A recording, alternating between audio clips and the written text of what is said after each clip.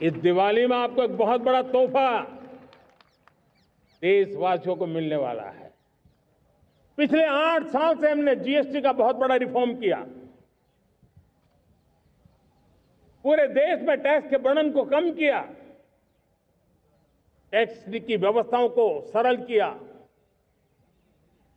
और 8 साल के बाद समय की मांग है कि हम एक बार उसको रिव्यू करें। हमने एक हाई पावर कमेटी को बिठा करके रिव्यू शुरू किया, राज्यों से भी विचार विमर्श किया और मेरे प्यारे देशवासियों, हम नेक्स्ट जनरेशन जीएसटी रिफॉर्म्स लेकर के आ रहे हैं। ये दिवाली के अंदर आपके लिए तोहफा बन जाएंगे। सामान्य मानवीय की जरूरतों के टैक्स भारी मात्रा में कम कर दिए जाएंगे। बहुत बड़ी सुविधा बढ़ेगी। हमारे एमएसएमई, हमारे लघु उद्यमी, इनको बहुत बड़ा लाभ मिलेगा। रोजमर्रा की चीजें बहुत सस्ती हो जाएगी और उससे इकोनॉमी को भी एक नया बल मिलने वाला है। आज 15 अगस्त का एक विशेष महत्व भी मैं देख रहा। मुझे बहुत गर्व हो रहा है। आज मुझे लाल किले की प्राचीर से ऑपरेशन सिंदूर के वीर जाबाजों को सैल्यूट करने का अवसर मिला है।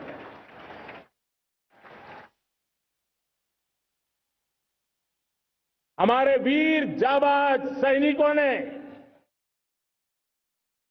दुश्मनों को उनकी कल्पना से परे सजा दी है।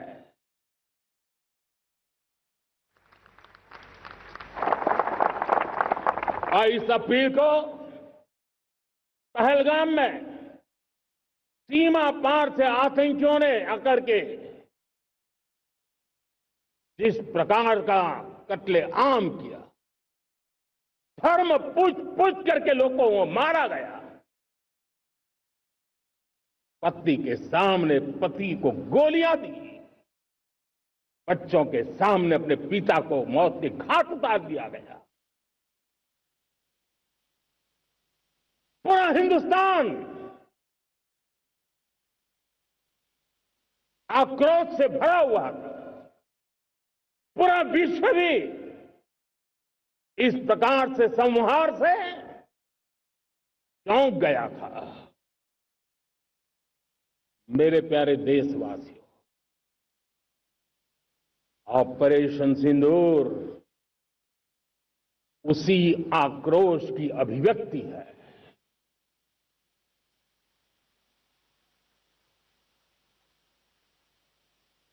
22 तारीख के बाद हमने हमारे सेना को खुली छूट दे दी। रणनीति वो तय करे, लक्ष्य वो तय करे, समय भी वो चुने और हमारी सेना ने वो करके दिखाया जो कई दशकों तक कभी हुआ नहीं था। सैकड़ों किलोमीटर दुश्मन की धरती पर घुस करके आतंकी हेडक्वार्टर्स को मिट्टी में मिला दिया, आतंकी इमारतों को खंडहर बना दिया।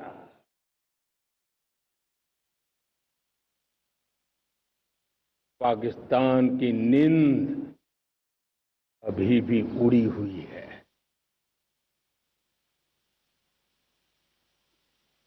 पाकिस्तान में हुई तबाही इतनी बड़ी है कि रोज नए नए खुलासे हो रहे हैं, नई नई जानकारियां आ रही।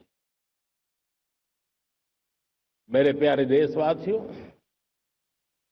हमारा देश कई दशकों से आतंक को झेलता आया हुआ है।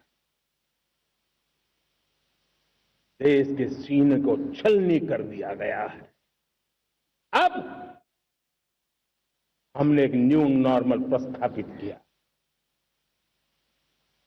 आतंक को और आतंकी को पालने पोसने वालों को, आतंकियों को ताकत देने वालों को अब हम अलग अलग नहीं मानेंगे।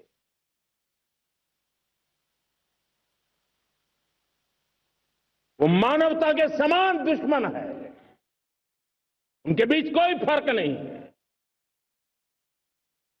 अब भारत ने तय कर लिया है कि न्यूक्लियर की धमकियों को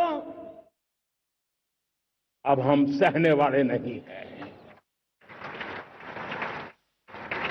न्यूक्लियर ब्लैकमेल लंबे अरसे से चलाया, अब वो ब्लैकमेल नहीं सहा जाएगा।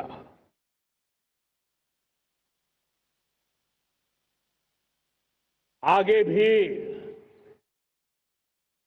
अगर दुश्मनों ने ये कोशिश जारी रखी, हमारी सेना तय करेगी, सेना की शर्तों पर, सेना जो समय निर्धारित करे उस समय पर, सेना जो तौर तरीके तय करे उस तौर तरीके से, सेना जो लक्ष्य तय करे उस लक्ष्य को अब हम अमल में ला करके रहने वाले हैं। हम मुंह तोड़ जवाब देंगे। मेरे प्यारे देशवासियों, भारत ने तय कर लिया है, खून और पानी एक साथ नहीं बहेंगे।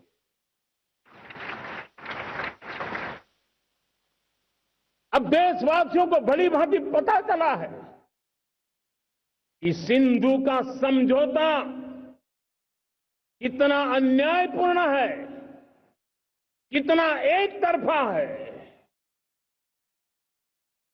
भारत से निकलती नदियों का पानी दुश्मनों के खेत को सींच रहा है और मेरे देश के किसान, मेरे देश की धरती पानी के बिना प्यासी है।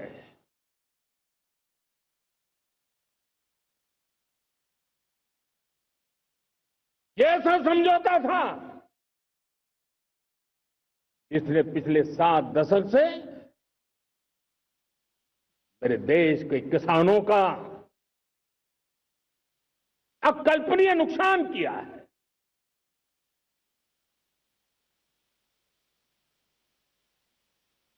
अब हिंदुस्तान के हक का जो पानी है उस पर अधिकार सिर्फ और सिर्फ हिंदुस्तान का है, हिंदुस्तान के किसानों का है। भारत कतई सिंधु समझौते को, उस स्वरूप को दशकों तक सहा है, उस स्वरूप को आगे नहीं सहा जाएगा। किसान हित में, राष्ट्र हित में